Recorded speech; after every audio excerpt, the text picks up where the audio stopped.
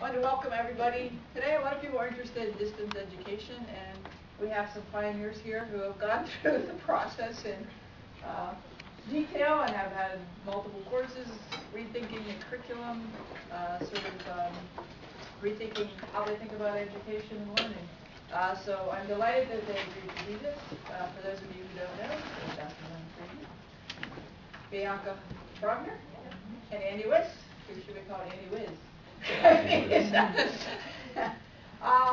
So we are able to record it, which is great for folks who get my gift. I know we'll figure out a way to post it. You also have trying to solicit feedback from you as far as what you would be interested in, either in distance education or any other topics that would be helpful for you professionally. So please give us feedback. Without further ado, thank you folks for all doing this, and looking forward to it. Thank you, Julie. Welcome. So great to see all of you, and hopefully we'll get a few more folks. And we realize that for posterity, this whole session is being recorded. So every once in a while, we will say, "Stop recording," and it may seem a little artificial, but it's all good. As Julie mentioned, I'm Len Friedman. My day job is to work as the Director of the Master of Health Services Administration program in the Department of Health Services Management and Leadership, one floor up from here. And Bianca, do you just want to fill in a little more about who you are? So I'm Bianca Frogner. I'm an assistant professor in HSML, and I guess I'm a health economist by training, and so I actually teach a health economics class online, for which you'll see portions of here today. And I'm Andrew Wiss. I am the instructional designer for the Health IT program, and my role here is to work with the faculty members from the 3 departments that are part of the Health IT program to convert their courses to online format and support them as they teach. So what we thought we would do is to provide a bit of context, and context is always important. And then go into some conversation about how we did what we did, how we took what has been and have been traditionally face-to-face courses taught in 14-week semesters in 2 or 3-hour blocks and moved it lock, stock, and barrel into an online format. And then the third major component is around the process of teaching online, and primarily with adult learners, since that is our primary audience.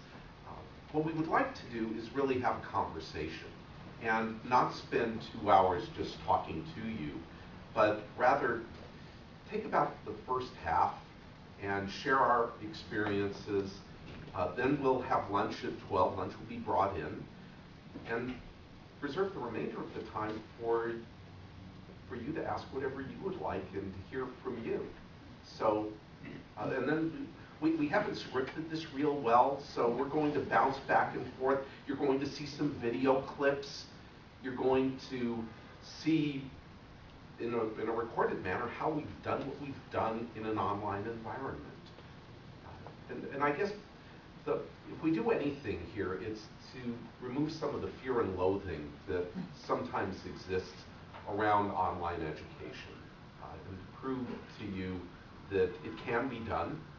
Yeah, it takes some work. You don't just take what you've done traditionally and just move it into an online venue, but the results can be pretty satisfying, both for the instructor as well as the students. So here's the setup. So I'll do the setup, and then we'll turn to Andy and Bianca, and we'll have some fun with this. Just under 2 years ago, a funding opportunity announcement, an FOA, came down the pike. Came out of the Department of Health and Human Services and the Office of the National Coordinator, ONC as they came to be known. The president had gotten passed through Congress the HITECH Act. And the HITECH Act was an opportunity to create opportunities for people to find jobs in the world of healthcare information technology.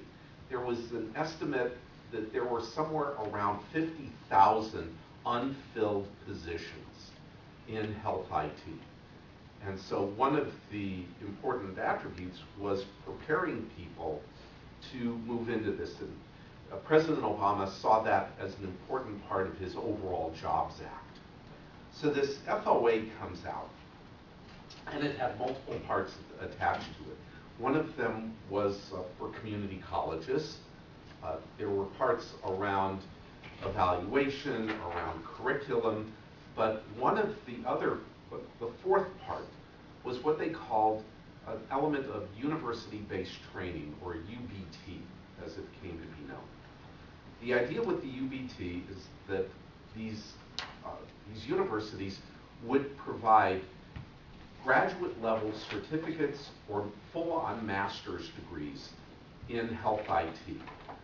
The requirement was that they needed to be done, that whatever you did had to be done in 1 year. So it was a pretty compressed time frame. We got the FOA in November. We spent basically the entire month of December and into January putting this together. ONC became unofficially known as the Office of No Christmas. Poor attempt at humor, what can I tell you? And when all was said and done, we went to Chicago in March for a conference, and we had heard that places like Hopkins had gotten funded, and Columbia had gotten funded. This was kind of the word of mouth. Among the community colleges, Northern Virginia Community College had gotten funded, and at that point, Bob Burke and I went to the bar and hoisted a beer to ourselves, and great effort, but if they funded Hopkins and Columbia and Nova, we're toast. Until April 2nd. And Bianca gets a phone call from the OVPR's office, and all of a sudden there's this conversation that basically comes out with, "Hi, you got funded." They heard word. Yeah. Through the grapevine, they heard. Yeah. We got the grant. We had gotten the grant, and we got, among the 9 programs, we got the 3rd largest sum of money. We got $4.6 million. Well, that was the easy part. The hard part was that from April 2nd until the start of fall semester in 2010, we had to put together 4 discrete programs, a brand new graduate certificate, as Kathy is well aware, being on the curriculum committee at that time. We had to put this thing together in 4 months. Oh, and by the way, the certificate had to be done in a format we've never done before. We were offering 18 credit graduate certificates with the thought and expectation that we would do most of it online. We were contractually obligated by ONC to train 270 people over a 3-year period. So we had to figure out a way to admit 90 students a year into this grant, into this program.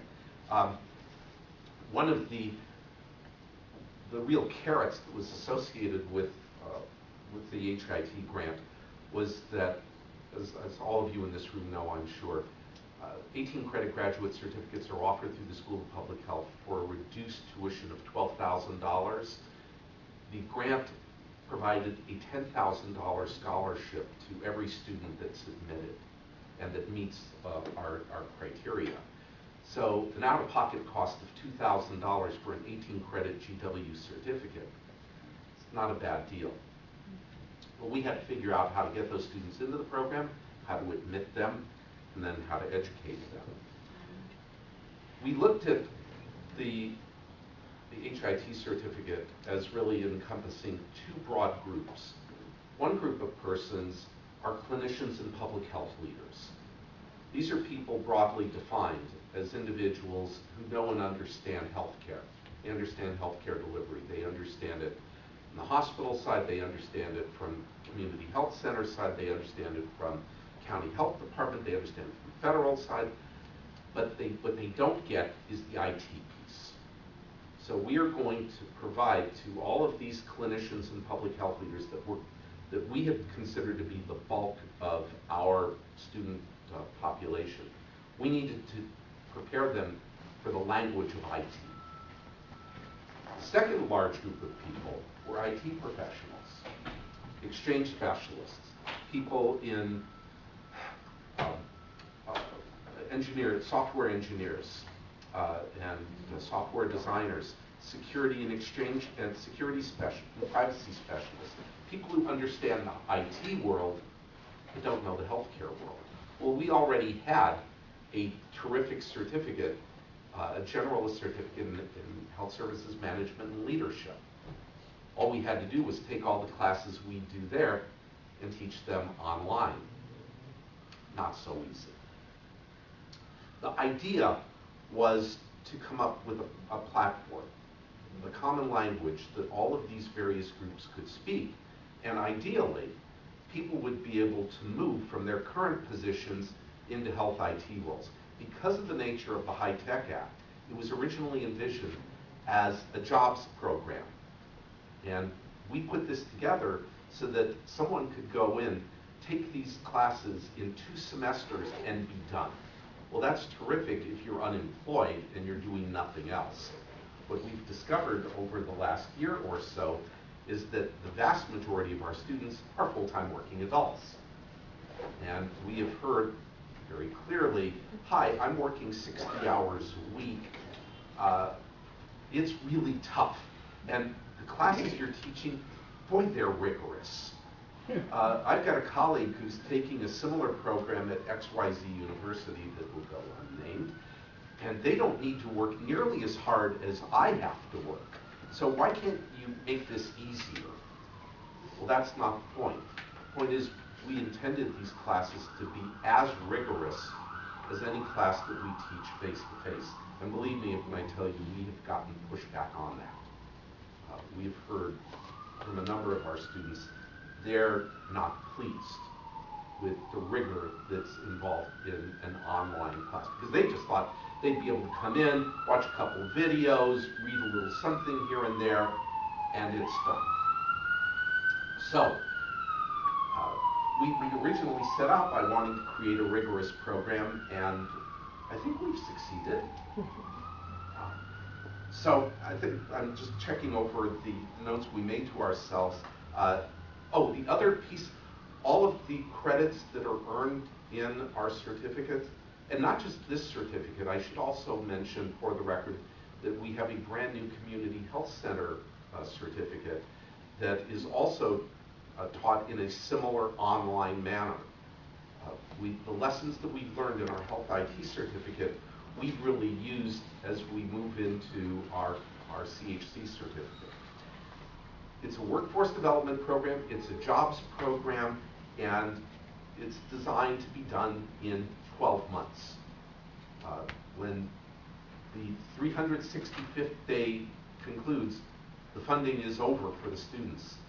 And so they're really encouraged to complete all of this in no more than 1 academic year.